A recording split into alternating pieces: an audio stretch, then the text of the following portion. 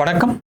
தோ இன்னைக்கு market 130 points, எக்ஸாக்டாக சொல்ல போனால் 129 பாயிண்ட்ஸ் நிஃப்டி ஃபியூச்சர்ஸ், ஸ்பாட் வந்து 142 பாயிண்ட்ஸ். இன்ட்ரெஸ்டிங்காக இருக்குது, மார்க்கெட் ஸ்ட்ராங்காக காட்டுது. இன்றைக்கி வந்து கம்பேர் டு நேற்று இல்லை அதுக்கு முந்தின நாள் நீங்கள் எடுத்திங்கன்னா இன்றைக்கி வால்யூம் ஓரளவுக்கு ஜாஸ்தி இருந்துச்சு. வோலட்டாலிட்டி இந்த 100 பாயிண்ட்ஸ் 130 பாயிண்ட்ஸ் மேலே ஏறினதுக்கு வோலட்டாலிட்டி கன்சிடபுளாக வந்திருக்கணும். பட் ஒன்றும் பெருசாக கீழே இறங்கலை, வெறும் 0.8% தான் கீழே இறங்கியிருக்கு. அபவுட் 12 தான் நிற்கிது. இதெல்லாம் வந்து இன்ட்ரெஸ்டிங் கிடையாது. மெயின் ஃபேக்டர் நீங்கள் பார்க்க வேண்டியது ப்ரீமியம் டிஸ்கவுண்ட். மார்க்கெட் எப்பயுமே வந்து ப்ரீமியமில் இருக்கும் அண்ட் க்ளோஸ் டு நீங்கள் வந்து பார்த்துருப்பீங்க, always it is been above 90 or 100 and last கொஞ்ச நாளாகவே அப்படியே குறைஞ்சிக்கிட்டே வருது. நேற்று வந்து அரௌண்ட் 23 இருந்துச்சு, இன்றைக்கி 26 இருக்குது. பேங்க் நிஃப்டியை பொறுத்த வரைக்கும் நேற்று 51 இருந்துச்சு, இன்றைக்கி வெறும் 31 தான் இருக்குது. இன்றைக்கி பேங்க் நிஃப்டி 272 பாயிண்ட்ஸ் ப்ளஸில் இருந்துச்சு. இன்ட்ராடே ஸ்விங் வந்து 490 பாயிண்ட்ஸ். இன்றைக்கி பேங்கிங் செக்டாரில் மேஜராக பேங்கிங் செக்டார் தூக்குனதுக்கு மெயின் ரீசன் வந்து public sector banks.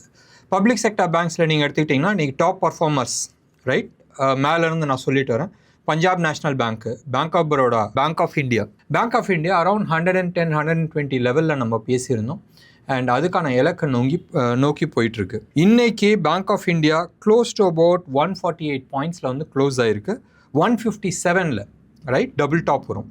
Weekly chart and monthly சார்ட்டில் அது டபுள் டாப் வருது. Don't have to worry. Maybe நீங்கள் வந்து 50% அங்கே புக் பண்ணணும்னு நினச்சா புக் பண்ணிக்கலாம். இல்லை அந்த இடத்துல ட்ரெயிலிங் ஸ்டாப் லாஸ் போட்டுட்டு யூ கேன் கேரி ஃபார்வர்ட். 195 வரைக்கும் போகிறதுக்கான வாய்ப்புகள் இருக்குது. ப்ரோக்ராம் தொடர்ந்து பாருங்கள், நிறைய ஸ்டாக்ஸ்க்கு நம்ம இன்னைக்கு டிஸ்கஸ் பண்ணலாம். So Bank of India immediate டார்கெட்னு சொன்னால் 157 பக்கமாக போகிறதுக்கு சான்சஸ் இருக்குது. இன்னொரு 9 ரூபா அண்ட் அதை தாண்டி போச்சுன்னா 195 வரைக்கும் போகிறதுக்கு வாய்ப்புகள் இருக்குது. அகெயின் இது வந்து ஒன்லி ஆன வீக்லி சார்ட்டில் இருக்கிற target.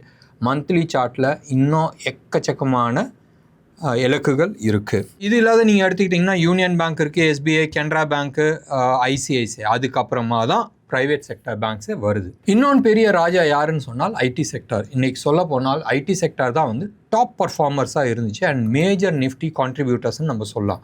கோஃபோர்ஸ் 4.25%, HCL Tech 4.2%, Infosys 3.6%, Persistent, L&T Mindtree, Cisco, அதுக்கப்புறமா விப்ரோ, இவங்க எல்லாருமே வந்து செம்ம பர்ஃபார்மன்ஸ். இன்னைக்கு இன்ஃபோசிஸை பற்றி நம்ம பேசியே ஆகணும். இன்ஃபோசிஸ் இன்னைக்கு வந்து க்ளோஸ் டு அபவுட் 3% அப் ஆயிருக்கு. 3.6% ஹெவி வெயிட்ஸில் டிசிஎஸ் ஆகட்டும், இன்ஃபோசிஸ் ஆகட்டும், இவங்க தான் வந்து மேஜராக வந்து மார்க்கெட்டை தூக்குனாங்க. டிசிஎஸ் ஆகட்டும், இன்ஃபோசிஸ் ஆகட்டும், இவங்க ரெண்டு பேருமே கவுண்டர் ட்ரெண்டில் இருக்கிறாங்க. ட்ரெண்டு டவுன் சைடில் இருக்குது and counter trend up side போயிட்டுருக்கு. மாட்டிக்காதீங்க உள்ளே போய். அப்படியே நீங்கள் வாங்கணும்னு நினச்சாலும் நிறைய பேர் வந்து இன்ஃபோசிஸ், டிசிஎஸ் வந்து வாங்கிட்டுருக்காங்க அண்ட் மெயின்லி வந்து மியூச்சுவல் ஃபண்ட்ஸ் வந்து வாங்கிட்டுருக்காங்க. போய் உள்ளே மாட்டிக்காதீங்க. இன்ஃபோசிஸை நீங்கள் எடுத்துக்கிட்டிங்கன்னு சொன்னால் லாஸ்ட் 3 மந்த்ஸாக ஆகஸ்ட் 1 வந்து ஒரு ரேஞ்ச் வந்துச்சு. அந்த ப்ரைஸ் ரேஞ்ச் நீங்கள் வந்து எடுத்து பார்த்தீங்கன்னா டவுன் சைடில் வந்து 1430 அண்ட் அப் சைடில் வந்து எடுத்துக்கிட்டோன்னு சொன்னால் 1550. அந்த 200 பாயிண்ட்ஸ் 220 பாயிண்ட்ஸ் ரேஞ்சில் தான் லாஸ்ட் 3 மந்த்ஸாக போயிட்டுருக்கு. பார்த்துங்களேன், ஸ்ட்ரிக்ட் ஸ்டாப் லாஸ் நீங்கள் வாங்கணும்னு நினச்சா கூட ஸ்ட்ரிக்ட் ஸ்டாப் லாஸ் மெயின்டைன் பண்ணிங்க. அண்ட் இன்ஃபோசிஸை பொறுத்த வரைக்கும் அவங்க பைபேக் பண்ணிகிட்ருக்காங்க. அந்த ஒரு பைபேக்னால தான் வந்து ப்ராபப்ளி மேலே போகுதான்றது தெரியாது. பைபேக் முடிஞ்சதுக்கப்புறமா என்ன நடக்க போகுதுன்றது பார்த்துக்கணும். தயவு செஞ்சு இன்ஃபோசிஸ், டிசிஎஸ் ரெண்டுமே வந்து top company, no doubt at all. But அவங்க வந்து இப்போ பயங்கர ப்ரெஷரில் இருக்கிறாங்க. பல மல்டி இயர் ரேலியை முடிச்சுட்டு டவுன் சைடு வந்துட்டுருக்காங்க. Probably it will take longer time for it to go up. So முடிஞ்ச அளவுக்கு நீங்கள் பை பண்ணணுன்னு சொன்னாலும் ஸ்டாப் லாஸ் போட்டுட்டு மெயின்டைன் பண்ணிங்க. சரி, ஐடி செக்டரில் நான் வாங்கணும்னு நீங்கள் விருப்பப்பட்டீங்கன்னு சொன்னால் HCL Tech சூப்பர் டூப்பராக இருக்குது ரைட். கோஃபோர்ஸ், பெர்சிஸ்டன்ட், இவங்க 3 பேருமே வந்து சூப்பராக இருக்கிறாங்க. ப்ரோக்ராம் தொடர்ந்து பாருங்கள். இந்த 3 ஸ்டாக்குக்குமே நான் வந்து அப்சைடுக்கான இலக்குகள் நான் கொடுக்குறேன். சரி, டெய்லி நம்ம வந்து பயமுறுத்திக்கிட்டு இருக்கோன்றாங்க அண்ட் கமெண்ட்ஸ் நான் பார்க்குறேன். பட் இருக்கிற ஃபேக்ட்ஸை தான் நம்ம வந்து பேசிகிட்டு இருக்கோம். இன்டர்நேஷ்னல் மார்க்கெட்டில் என்ன டேஞ்சர் இருக்குது, அதுக்கான பாதிப்பு டெஃபினட்டாக இந்தியாவில் இருக்குன்றதை நம்ம ஹைலைட் பண்ணிக்கிட்டே இருக்கிறோம். சில குட் நியூஸும் இருக்குது. என்ன குட் நியூஸ்ன்னு சொன்னால் நிறைய பேர் வந்து என்ன சொல்லிட்டு இருக்காங்கன்னா, இந்தியா மேலே வந்து நிறைய பேர் எஸ்பெஷலி HNI ஆகட்டும் அண்ட் பிக் ஃபண்ட் ஹவுசஸ் ஆகட்டும், அவங்க வந்து இந்தியா மேலே கண்ணு வச்சிட்டு இருக்காங்க. யூஎஸில் டெக் பபுள் வெடிச்சிச்சுன்னு சொன்னால் அந்த பணத்தை வந்து எங்கேயாச்சும் ரீஇன்வெஸ்ட் பண்ணணும். இன்றைக்கி வந்து கிரிப்டோ கரன்சி ஆகட்டும், கோல்டு ஆகட்டும், கோல்டெலாம் தாறுமாறாக மேலே போயிடுச்சு. ஸோ ஃபர்தராக மேலே போகுமான்றது தெரியாதுன்றது எல்லாருக்குமே டவுட்டில் இருக்குது. ஸோ எல்லாருமே வந்து they are looking out for some kind of investments. இந்த டெக் பூம் வந்தப்போ இந்த 3 கண்ட்ரியில் 4 கண்ட்ரியில் வந்து பெரிய இன்வெஸ்ட்மெண்ட்ஸ் போச்சு. ஒன்று யூஎஸ், ரைட், அது விட்டுருங்க. அடுத்தது சைனா, கொரியா, தாய்வான். இந்த 3 கண்ட்ரிக்கும் வந்து நிறைய ஃபண்ட்ஸை வந்து போயிட்டு இருந்துச்சு. இந்த டெக் பபுள் வெடிச்சிச்சுன்னு சொன்னால் அந்த பணம் ரீஇன்வெஸ்ட்மெண்ட்ஸ்க்கு ப்ராபப்ளி இந்தியா சைடு வரதுக்கான வாய்ப்புகள் இருக்குன்றாங்க. நீங்கள் லாஸ்ட் ஒரு 4-5 மந்த்ஸாக நீங்கள் எடுத்துக்கிட்டீங்கன்னு சொன்னால் இன்டர்நேஷ்னல் மார்க்கெட்டில் especially US, Taiwan, China, South கொரியாலாம் வந்து ரேலி ஆனப்போ இந்தியா வந்து மியூட்டடில் இருந்துச்சு, பெரிய ரேலி வரல.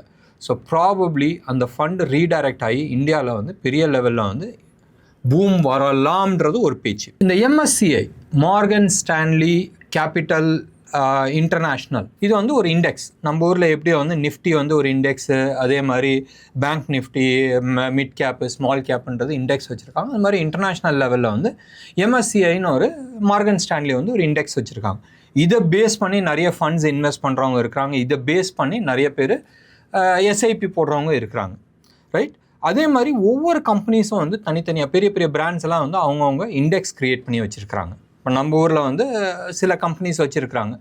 இப்போ நிஃப்டி பி நீங்கள் எடுத்துக்கிட்டிங்கன்னா நிப்பான் வச்சுருக்கு, ரைட். அது மாதிரி வந்து ஒவ்வொரு கண்ட்ரிலையும் வந்து ஒவ்வொருத்தர் வந்து வச்சுருக்கிறாங்க. அதில் MSCIன்றது ஒன்று இருக்கும். உங்களுக்கு எவ்ரி 1ஆம் தேதி வந்து ரீபேலன்ஸ் ஆகிறதுல சில அப்ஸ் அண்ட் டவுன்ஸ் போயிட்டுருக்கும். ப்ளூம்பர்க் உங்களுக்கு வந்து தெரியும், ரைட். ராய்ட்டர்ஸ் மாதிரி ப்ளூம்பர்க்கும் வந்து ஒரு பியூட்டிஃபுல் கேபிட்டல் மார்க்கெட் பற்றி ஒரு பிஸ்னஸ் சேனல். அவங்க வந்து ஒரு இண்டெக்ஸ் ஃபண்ட் வச்சுருக்கிறாங்க. ஊரில் நிறையா கண்ட்ரிஸ் வச்சுருக்காங்க. அவங்க இந்தியா ஸ்பெசிஃபிக்காக ஒரு இண்டெக்ஸ் எடுத்துகிட்டு வர போகிறதாக ஒரு பேச்சு.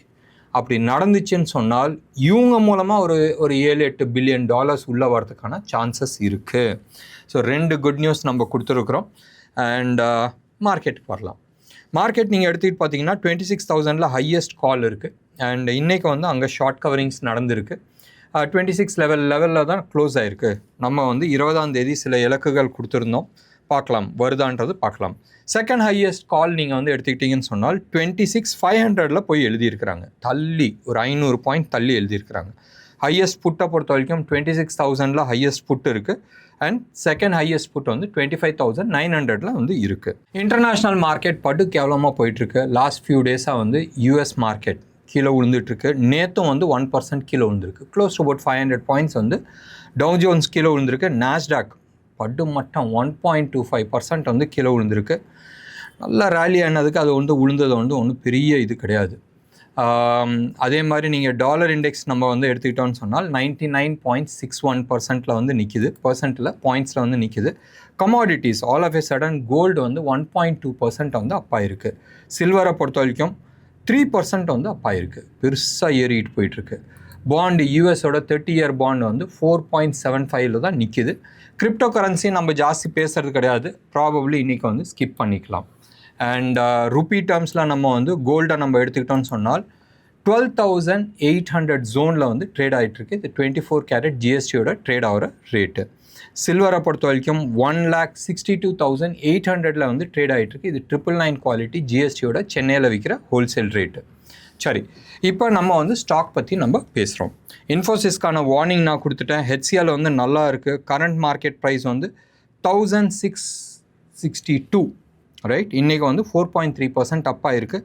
இதுக்கான இமீடியட் இலக்கு, ரைட். இன்றைக்கி வந்து வால்யூம் பிரேக் அவுட் ஆகிருக்கு. இன்ஃபேக்ட் எல்லா ஐடி ஸ்டாக்குமே இன்றைக்கி வந்து வால்யூம் பிரேக் அவுட் ஆகிருக்கு.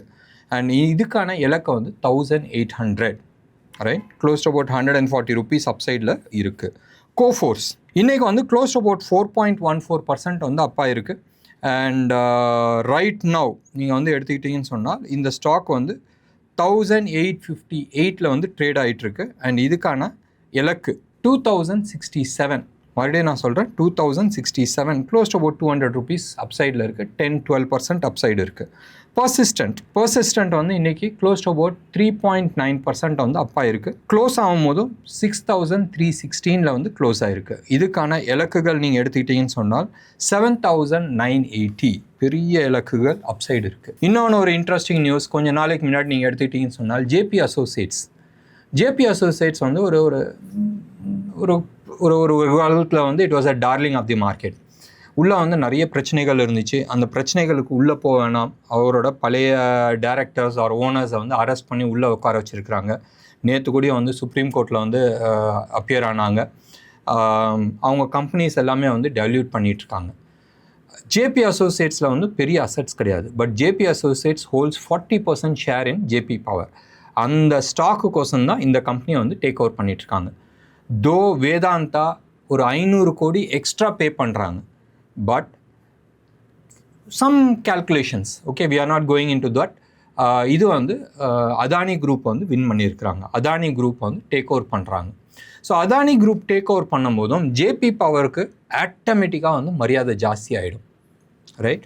அந்த ஒரு ரீசன்னால் தான் இன்றைக்கி அவங்க close to about 10 times, in fact more then 10 times அவங்க வால்யூம் பிரேக் அவுட் கொடுத்துருக்குறாங்க அண்ட் மோர் தென் 12% வந்து ப்ரைஸ் பிரேக் அவுட் கொடுத்துருக்கு.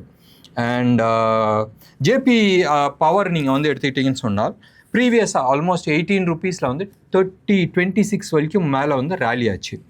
நீங்கள் வந்து ப்ரீவியஸ் ஹை, ரைட், 2660, இன்னைக்கு க்ளோஸ் ஆன லெவல் வந்து 20 rupees 27 பைசாவில் க்ளோஸ் ஆகிருக்கு. டெய்லி அப்பர் சர்க்கியூட் போகுதுன்னு நீங்கள் வச்சுக்கலாமே, ரைட்? அடுத்த ஒரு வாரத்தில் வந்து அஸ்யூமிங் 27 rupees மேலே க்ளோஸ் ஆச்சு, 2660 மேலே க்ளோஸ் ஆச்சுன்னு சொன்னால் ஸ்டாக் பிச்சுட்டு போகிறதுக்கான நிறைய பாசிபிலிட்டிஸ் இருக்குது. ஞாபகம் வச்சுங்க, அன்லைக் வேதாந்தா, அதானிக்கு வந்து பவர் செக்டார்னே ஒரு பயங்கர பவர்ஃபுல் டிபார்ட்மெண்ட் இருக்குது. ஸோ டெஃபினெட்லி ஜேபி பவரை வந்து உள்ளே இன்டிகிரேட் பண்ணுறது வந்து அவங்களுக்கு ஈஸியாக இருக்கும். One more stock which you can always think of. நம்ம ஏற்கனவே வந்து பேங்க் ஆஃப் இந்தியாவுக்கான இலக்குகள் நம்ம கொடுத்துட்டோம். என்ன நேயர்களே, இன்றைக்கி ப்ரோக்ராம் உங்களுக்கு பிடிச்சிருந்துச்சுன்னா லைக் பண்ணுங்கள், ஷேர் பண்ணுங்கள். டெஃபினட்டாக உங்களோட கமெண்ட்டை நான் எதிர்பார்க்குறேன். நன்றி, வணக்கம்.